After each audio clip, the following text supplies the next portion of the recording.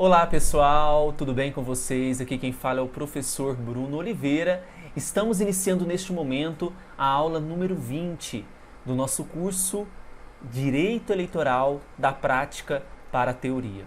E na aula de hoje nós finalizaremos o estudo, as questões que tratam sobre a lei das eleições. Então é muito importante que nós prestemos bastante atenção na aula de hoje, que o nosso objetivo ele é muito relevante, finalizar os estudos da lei das eleições. Na verdade, não. Na verdade, nós temos esta aula de hoje e temos ainda a parte número 5. Então, a aula do dia 13, nós debateremos ainda questões sobre a lei das eleições. Então, falta a parte número 5, ok? Quero pedir a todos que me sigam no Instagram, com dicas diárias de direito eleitoral, @professor Bruno Eleitoral. Espero vocês lá acompanhando as dicas diárias. Sem mais delongas, avançando aqui os nossos estudos, o que nós temos de relevante para tratar? Nós temos que compreender que nós estamos tratando da lei das eleições, que é a lei número 9.504 de 1997.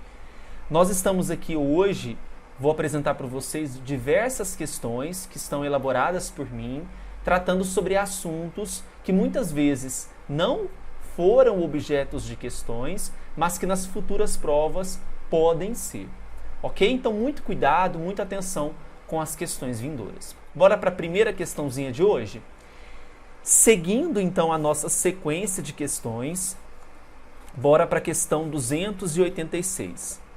Olha só, a Secretaria da Receita Federal do Brasil fará o cruzamento dos valores doados com os rendimentos da pessoa física. Então, o que doou com o que rendeu, de fato. Quais foram os rendimentos daquela pessoa física? Há uma responsabilidade da Secretaria, aqui da Receita Federal, fazer esse cruzamento de valores entre valores doados com os rendimentos. E, apurando indício de excesso, comunicará o fato até o dia 30 de julho do ano seguinte ao da apuração ao Ministério Público Eleitoral, que poderá, até o final do exercício financeiro, apresentar representação com vistas à aplicação da penalidade e de outras sanções que julgar cabíveis. Olha só, quando a gente fala de doação de pessoa física, a Receita Federal, junto com a Justiça Eleitoral, tomarão algumas medidas para que possa aferir se houve extrapolação de limite de doação. Para que haja essa aferição, depende de uma parceria enorme entre a Receita Federal e a Justiça Eleitoral. Existem etapas a serem seguidas para que essa comunicação e essa parceria seja efetiva. Eu vou apresentar para vocês aqui um resumo do artigo 24C da Lei das Eleições, trazendo esses principais prazos, e depois a gente volta na questão para verificar se ela está certa ou se ela está incorreta. Tudo bem? Bora então? Olha só, eu coloquei aqui, criei esse quadrinho com as etapas de averiguação das doações, tá certo? Primeiramente, nós temos o Tribunal Superior Eleitoral consolidando as informações sobre as doações registradas. Isso será feito até o dia 31 de dezembro do exercício financeiro a ser apurado. Ok? Então, nós temos aqui, prestem atenção, nós temos aqui a consolidação sobre as doações que foram registradas. Isso é feito, então, até o dia 31 de dezembro do exercício financeiro a ser apurado. Essa é a primeira etapa. Qual é a segunda etapa? A segunda etapa é o TSE encaminhando essas informações à Receita Federal. Esse encaminhamento destas informações é feito até o dia 30 de maio do ano seguinte ao da apuração. Aí vejam, A Secretaria da Receita Federal do Brasil, ela, após o recebimento dessas informações, ela faz um cruzamento dos valores doados com o rendimento da pessoa física e apura aqui o indício de excesso. Então veja, comunica o fato até 30 de julho do ano seguinte ao da apuração ao Ministério Público Eleitoral.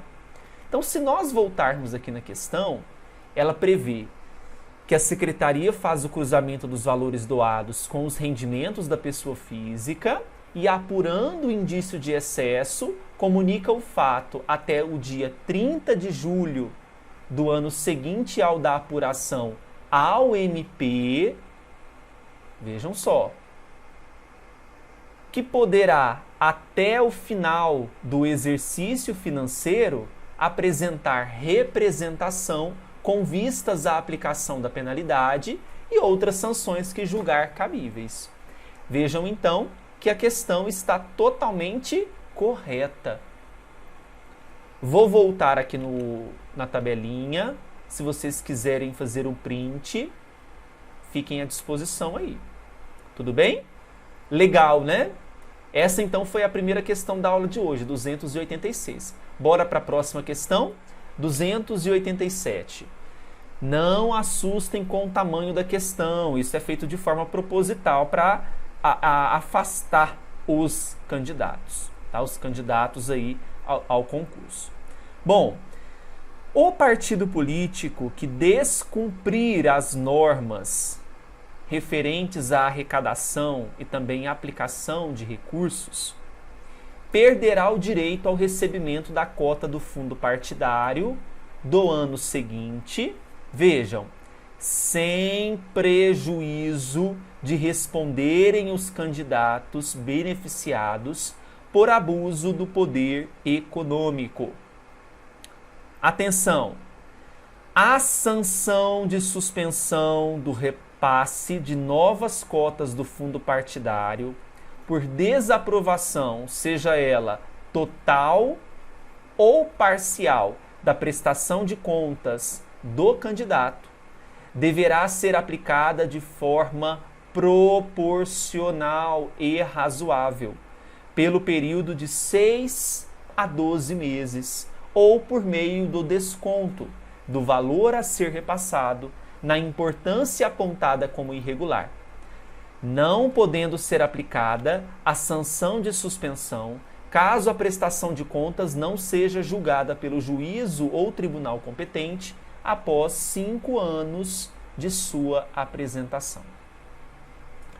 Então veja, o que é importante ressaltarmos aqui é, de fato, que se descumpre normas referentes à aplicação e arrecadação de recursos, perde direito a receber cotas do fundo partidário, que é um fundo de assistência aos partidos políticos, um fundo financeiro.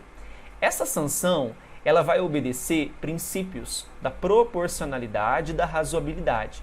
Portanto, haverá a sanção de suspensão que vai poder variar por um período de 1 a 12 meses. A questão trouxe pelo período de 6 a 12 meses, o que a torna incorreta. Cumpre ainda ressaltar, segundo o artigo 25, parágrafo único da Lei das Eleições, que o desconto do valor a ser repassado na importância apontada como irregular não pode se aplicar à sanção de suspensão caso a prestação de contas não seja julgada pelo juízo ou pelo tribunal competente após 5 anos da sua apresentação. Esse período aqui também ele é muito importante para a prova. Além de levar em consideração que é de 1 a 12 meses, essa sanção de suspensão, observando o princípio da proporcionalidade e razoabilidade, lembre-se também desse fato de que após 5 anos de sua apresentação, caso a prestação de contas não seja julgada, a sanção de suspensão não pode ser aplicada. Questão incorreta, então, 287. em virtude desse errinho aqui. Tudo bem? Próxima questão, 288.